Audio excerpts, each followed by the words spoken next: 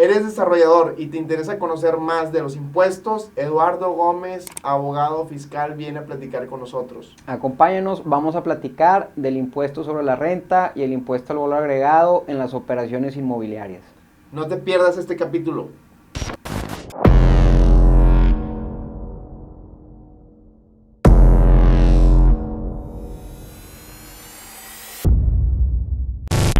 Audiencia, muy buenos días. Tenemos el gusto de tener un invitado que vamos a tocar un tema bastante importante, delicado, ¿sí? Y específicamente el día de hoy vamos a hablar de lo que son los impuestos para el desarrollador, ¿sí? Muchas veces pues es algo que no ponemos mucha atención, pero aquí nuestro invitado, Eduardo Gómez, amigo, compañero ahí de la UDEM, estudiamos junto Derecho. Platícanos un poquito de ti para que te conozcan, Eduardo, Claro principalmente. que sí. Pues primero que nada, muchas gracias por la invitación. Mi nombre es Eduardo Gómez Acef. Soy abogado fiscalista, sobre todo enfocado a temas de litigio fiscal y administrativo. Represento el despacho Gómez Acef y Abogados y bueno, pues ya tenemos ahora sí que bastantitos años en estos temas fiscales y de litigio. Excelente, ¿verdad? Eduardo.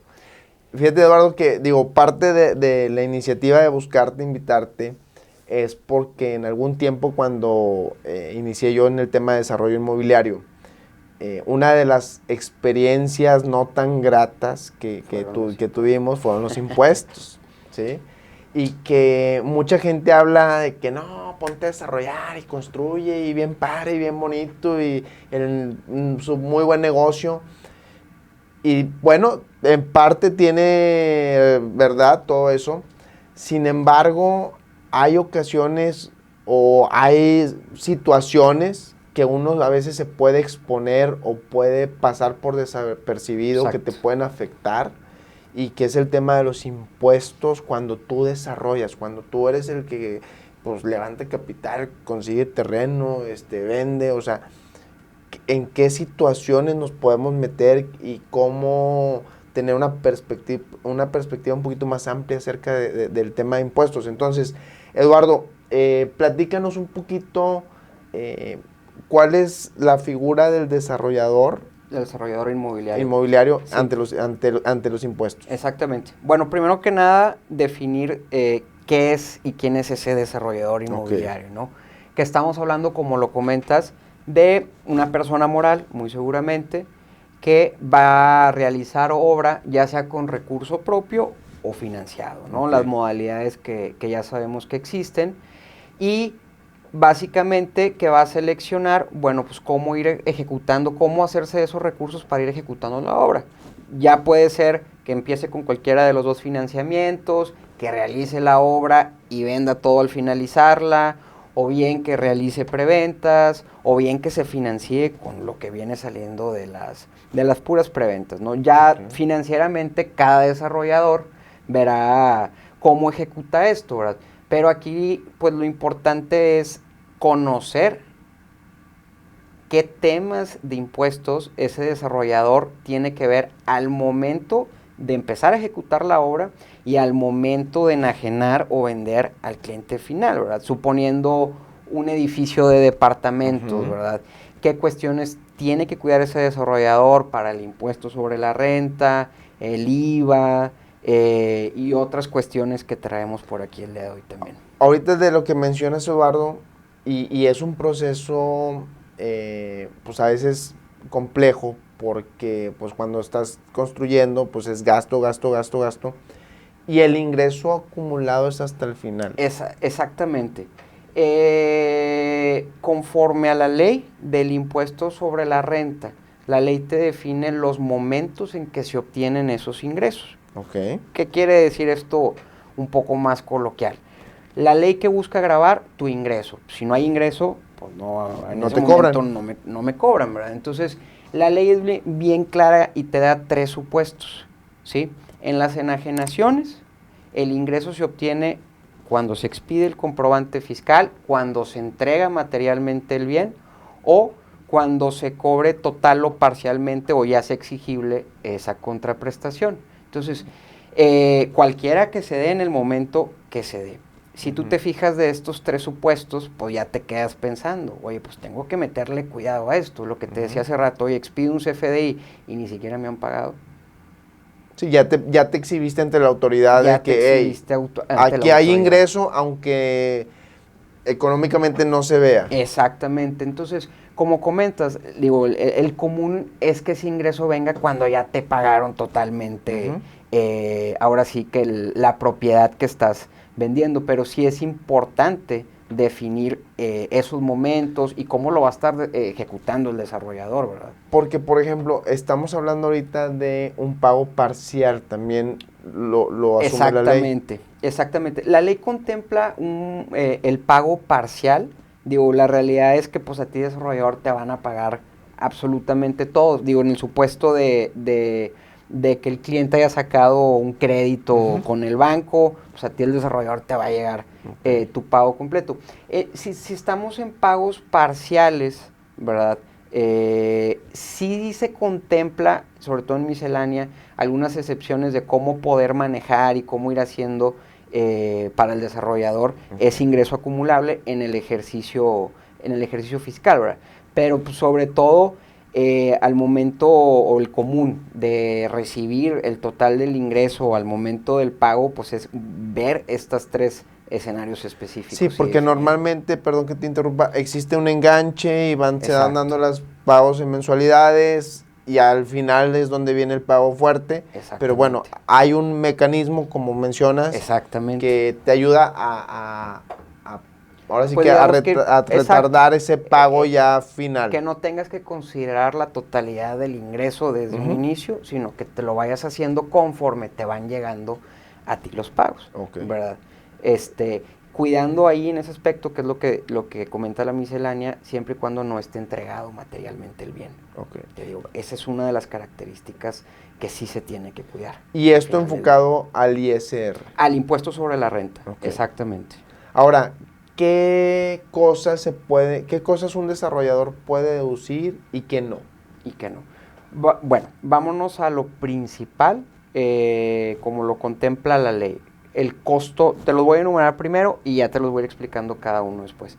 El costo de lo vendido, inversiones, demás gastos, ¿no? Básicamente van a ser las 3 principales cuestiones que tú como desarrollador vas a revisar para ver las deducciones. Vámonos al gasto, ¿no? Primeramente. El gasto, lo primero que tienes que revisar, o de lo principal, es que sea un gasto relacionado a tu actividad, ¿sí? Es decir, pues no vas a andar comprando materia que no va a ser para la construcción, ¿verdad?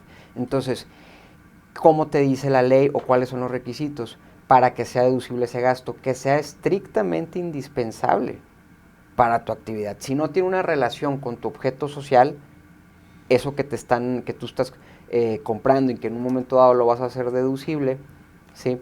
Correrías el riesgo de que te lo rechacen. Entonces, siempre que ese gasto esté relacionado a tu objeto social y a la ejecución del trabajo, ¿verdad? Que tú quieres hacer. En el tema del costo de lo vendido, pues ahí entramos a cuestiones como son materia prima, sueldos que también se devengan por ahí y otros gastos. Sobre todo lo importante en el tema del costo de lo vendido es lo que conocemos como el costo de adquisición del terreno, ¿verdad? En el supuesto que el desarrollador compró el terreno y bueno, pues que lo tiene que ir deduciendo esa parte del terreno. Es importante conocer del costo de lo vendido que la regla general es, tú lo haces deducible, todo esto que integra el costo de lo vendido, hasta que lo enajenas. O sea, no es ya lo compré y inmediatamente lo voy a deducir, no. La ley te lo fija hasta que se devenga o se detone el ingreso acumulable y por ende pues exista la enajenación, ¿verdad?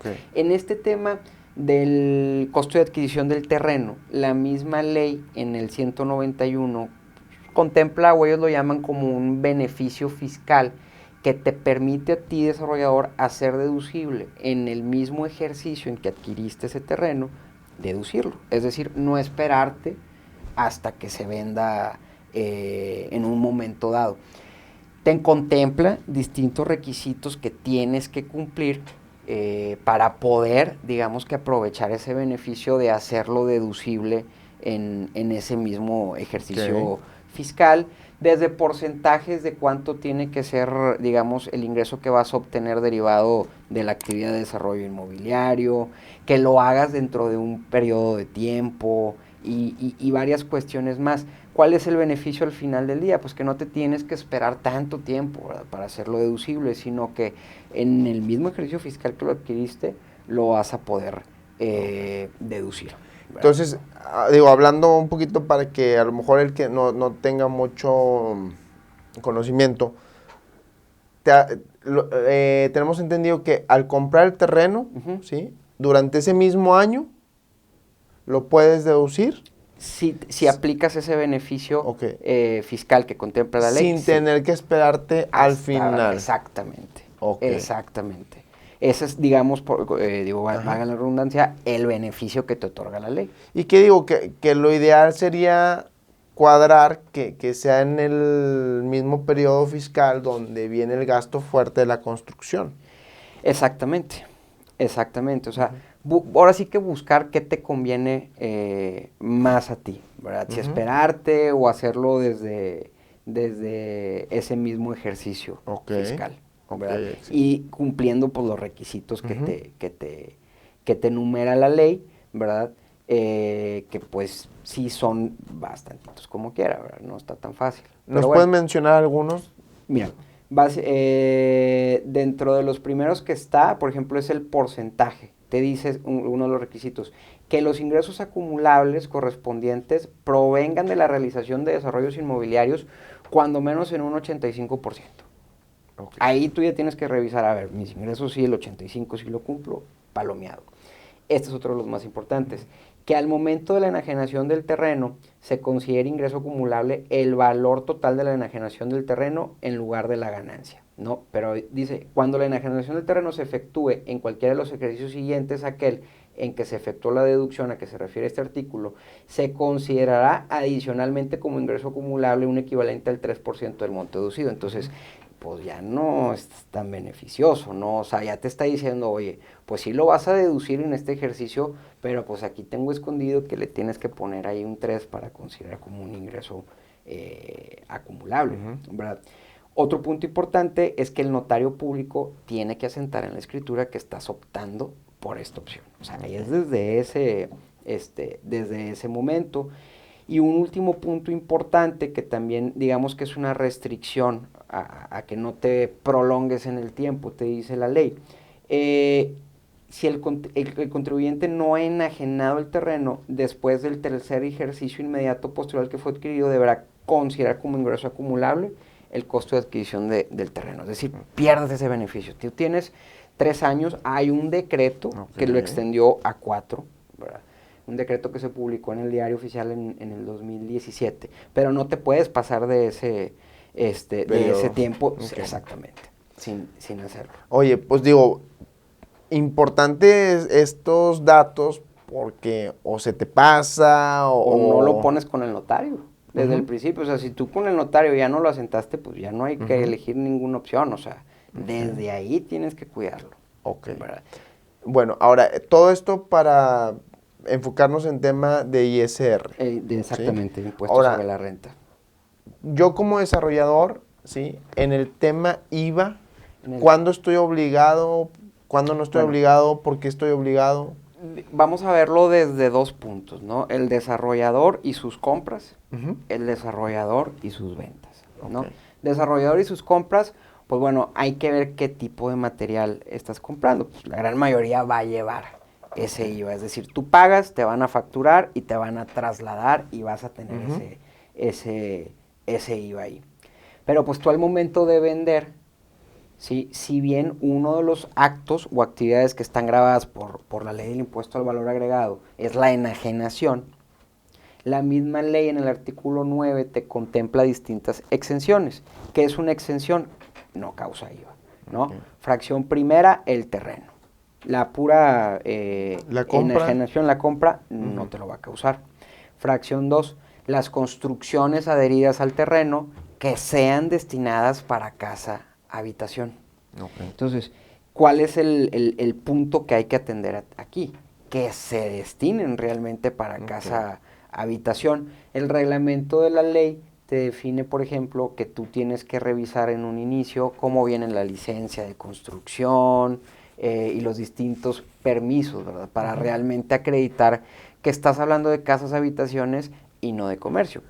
Y si actualizas ese supuesto de casa habitación, pues puedes aplicar al momento de enajenar esa exención y pues el costo obviamente va a reducir considerablemente. Ok. Entonces, y bueno, ¿en qué situaciones o qué cosas podemos deducir del IVA? bueno, cuidado. En el IVA no estás hablando que lo vas a deducir, más bien es un acreditamiento. Las deducciones están en el impuesto sobre la renta y el acreditamiento está en el IVA. Tú como desarrollador vas a tener pues todo este IVA que te están trasladando. La cuestión es que tú al momento de vender, si aplicas la exención, pues no va a haber un IVA. Entonces, realmente, en la mayoría de las ocasiones, pues tú vas a tener un IVA por pagar. No vas a tener contra qué compensarlo. Si tú dices, yo compro con IVA y vendo con IVA, es ahí donde salen las diferencias, ¿verdad? O no voy a pagar porque ya neteé mis IVAs, o bien, pues puedo llegar a tener un IVA acreditable o a favor, ¿verdad? Pero pues realmente, pues tú no lo vas a tener, ¿verdad? Ok, entonces... En casa habitación. Fíjate que lo que yo he visto que sucede, que en muchos de los proyectos inmobiliarios meten el uso mixto, es decir, que le ponen a los departamentos o poquitas oficinas o algo de locales. Y aparte de que es un requisito en algunos municipios para poder que te puedan conceder el permiso de construcción, pero también de cierta manera, y lo que entiendo, te da un beneficio fiscal. Pues va, exactamente, pues al momento de vender vas a vender y te van a trasladar ahora a ti el IVA. Okay. Ahí sí va a haber, no nada más vas a tener el IVA por pagar, sino que tú vendes ese local comercial, pues lo vas a vender con IVA, y es ahí donde vas a empatar tus números, ¿verdad? Por así decirlo, en temas de locales comerciales, ¿verdad? O sea, sí es importante esa distinción entre casa, habitación y el uso comercial. ¿Verdad? Y respecto a el ingreso por adquisición de las personas físicas, ¿cómo lo manejas? Realmente o el común, aquí en esta pregunta que haces estamos hablando del ingreso por adquisición, pero para temas del impuesto sobre la renta, ¿verdad? Un capítulo que te contemplan sobre personas físicas. El común es que te van a cobrar el ISAI, ¿no? Al momento de vender el departamento, pues el notario ya tiene su cálculo y te va a decir, pues es esto, más lo del ISAI que es tanto, y órale, a pagar. Para el que compra. Exactamente, para el que está comprando. Aquí estamos hablando de que creo que es un aspecto que también no muchos saben que está ahí. Bueno, los notarios deben de, pero ahora sí que el desarrollador o el comprador pues no lo tienen bien precisado. ¿Qué te dice? Si tú tramitas, obtienes un avalúo y del avalúo se desprende que el valor de la contraprestación tú fijaste tanto y el valor del avalúo dice tanto y hay una diferencia de más del 10%, la persona física que está adquiriendo el inmueble tiene que pagar impuestos sobre la renta por esa diferencia, ¿verdad? ¿Qué quiere decir? Pues al final del día le están dando un mayor peso a lo que está diciendo el avalúo y no a lo que las partes hayan pactado, ¿sí? Y ojo, porque ahí viene un 20% que te van a cobrar sobre esa parte del impuesto sobre la renta. Como comprador. Como comprador. Sí, esto es para el que adquiere. Sí, y esto digo, se da en la situación, bueno, yo lo veo cuando una persona está adquiriendo su propiedad y dice, oye, ¿y si escrituramos por abajo del valor y te vas muy abajo y hay un avalúo, entonces pues van a decir como que no cuadra, ¿no? Exactamente. Ahora, si no hay avalúo... Pues digo, no es que estés obligado a solicitarlo ni nada, o sea, pues realmente tú sabes, ¿no? Oye, pues al que te va a comprar dice, pues quiero saber cuánto vale.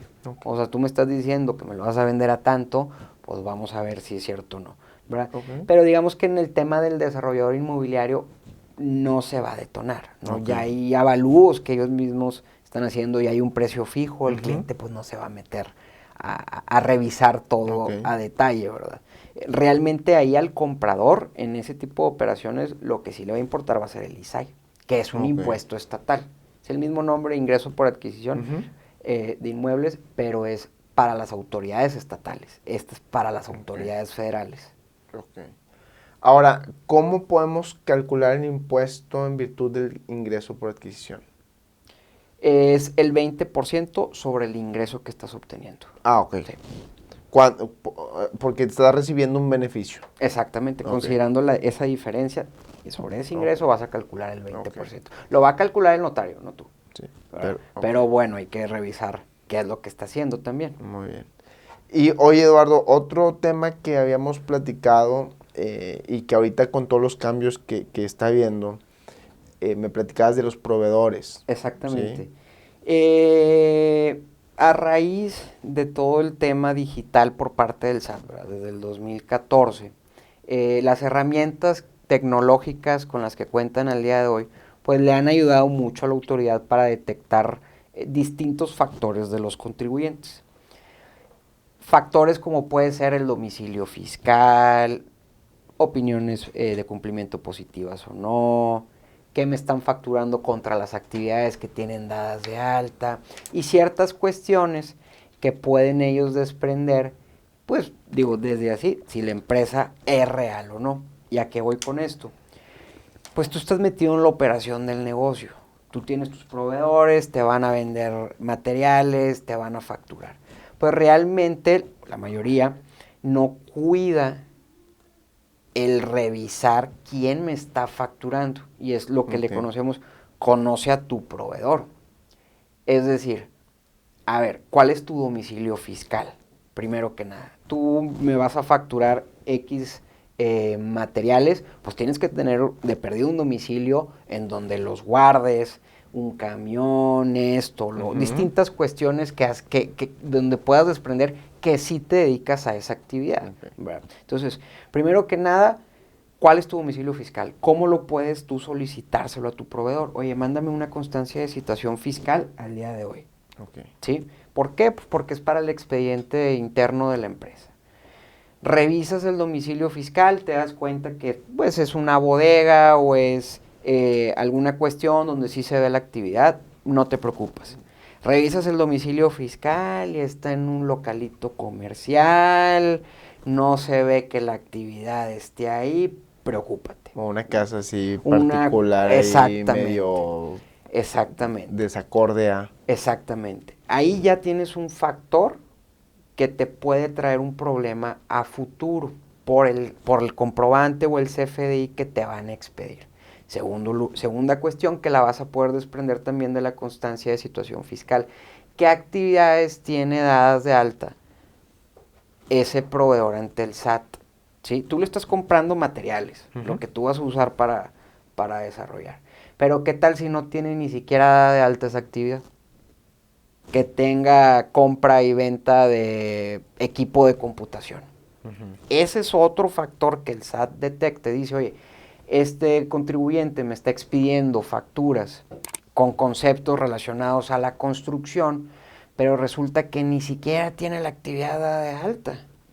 Entonces, ahí la autoridad dice, aquí ya hay otro factor más que me está llamando la atención. Sí. Tú como desarrollador o como un filtro que pueden implementar también en estas empresas es de esa misma constancia de situación, déjame revisar cuáles son las actividades y que lo que me vaya a facturar sí esté relacionado con esa actividad, ¿verdad? Para que la autoridad en un futuro no lo pueda rechazar. Y ya por último, se recomienda que le solicites una opinión de cumplimiento. La opinión de cumplimiento es, por decirlo así, un preanálisis que hace la autoridad fiscal para saber si la empresa está al corriente con sus obligaciones fiscales, sobre todo la presentación de las declaraciones. Oye, que tiene una opinión de cumplimiento negativa, pues ya traes otro factor. ¿Y por qué cuidar esto? Como te digo, tú te metes a la operación, no vas a estar revisando todo esto. Y ya te emitieron las facturas, las hiciste deducibles en su momento, viste los temas de IVA, cerraste el ejercicio fiscal y va pasando el tiempo. Bueno, una vez que el SAT detecta que estos proveedores actualizan todos estos factores que te digo, de un domicilio fiscal que no corresponde o donde no se ve activo, personal, infraestructura, la actividad que tiene dada de alta pues no está relacionada con el concepto de las facturas ni nada. Dice, oye, ¿sabes qué? Déjame ir a verificar qué está pasando con este proveedor. Bueno, pues resulta que detecta todo esto y existe una posibilidad de que lo ingresen a un procedimiento que se le llama el artículo 69B. ¿Dónde acaba algo? Compra y venta de facturas. Donde en un momento dado tú, que no estás comprando una factura ni mucho menos, sino que pues alguien te facturó eso y pues tú sí, tú de buena fe pagaste los efectos fiscales, pagaste un servicio, en determinado tiempo te pudiera a ti también cuestionar la autoridad. Oye, a ver, exhíbeme toda la documentación que compruebe que se brindó ese servicio o que te vendió esto, ¿verdad? Porque fíjate que este proveedor está incluido en la lista de proveedores del 69B. Okay. Entonces, tú, como lo platicábamos hace rato, pues ¿qué pasa mucho? Oye, pues es que el contratista me va a vender esto, pero le pidió prestar a la empresa al amigo porque yo le pedí factura, porque no estaba dado de alta, y esa empresa del amigo pues, se dedica a vender computadoras y nada tiene que ver con construcción. Y por un simple desconocimiento, pues ya te puede meter en un problema futuro, donde te puede el SAT rechazar, ¿sí?, la deducción de la factura para efectos del impuesto sobre la renta, considerarte eso como un ingreso acumulable y rechazártelas también para el IVA, ¿verdad? Entonces, al final del día, pues le vas a salir debiendo a la autoridad por cuestiones que tú desde un inicio, antes de iniciar la relación comercial con ese tipo de proveedores, le puedes pedir esta información, la puedes revisar, ves que sí cumple y bueno, para adelante, ¿verdad? Y estarla pidiendo periódicamente, ¿verdad? Oye, ¿cambiaste de domicilio? A ver, oye, tu opinión de cumplimiento cada 6 meses o cada 3 a 6 meses, mándamela para estarlo revisando. Y te ahorras un problema futuro, ¿verdad? Con esas cuestiones. Fíjate que muy interesante esto que platicas ahorita, Eduardo, porque a mí me da una perspectiva. Ahorita en la plática, cómo tu intervención en un proyecto inmobiliario puede ayudar a evitar problemas, ¿no? Exactamente. O simplemente ya generar una estrategia para decir, bueno, en qué momento vamos a hacer la deducción del terreno, en qué momento, o cómo vamos a manejar el IVA, o sea, previendo un problema futuro o una visita, un requerimiento de la autoridad del SAT que pues, no son muy gratas, y pues obviamente que genera valor porque... Y ahorro, ¿verdad? Te quitas un pendiente. Ahorro futuro, digo, no el ahorro del impuesto, sino el bien llevar las cosas para que estés en cumplimiento, ¿verdad? Y aprovechar los beneficios fiscales que están por ahí, que como decías al inicio, pues son cuestiones que muchas veces tú te metes a la operación y dejas al último, ¿verdad? No, y también, por ejemplo, si no hay experiencia a lo mejor en el tema de desarrollo, que apenas van iniciando, no han llevado todo un proceso, se pueden acercar contigo y tener pues, esa consulta de, oye, bueno, ¿qué tengo que contemplar, no? Yo voy a hacer este proyecto, bueno, dime qué tengo que contemplar para que también eso en el modelo financiero esté incluido y no sea una sorpresa de que, oye, pensábamos que nos iba a ir bien, menos esto, menos lo otro, no calculamos o no vimos esto y bueno, se vuelve pues... Pues un costo, al final del día un costo que no tenías contemplado y que vas a tener que ver de dónde lo vas a pagar, ¿verdad? Porque pues el SAT no lo va a dejar ir. Claro, lo sabemos. Claro. Eduardo, ¿dónde te pueden identificar, dónde te pueden consultar? ¿Tienes redes sociales, algún correo? Tenemos la página de internet del despacho, www.gomezasef.com. En Instagram también estamos como gomezasef y el correo personal mío que es egomez@gomezasef.com. Para decir que cualquier duda, cualquier comentario, cualquier cuestión que se necesite, estamos a la orden. Excelente. Pues Eduardo, muchas gracias por tu tiempo, gracias por compartir un poquito ahí de las cosas que hay que poner en el checklist de cosas fiscales o temas ahí de autoridades. Y pues seguimos en contacto.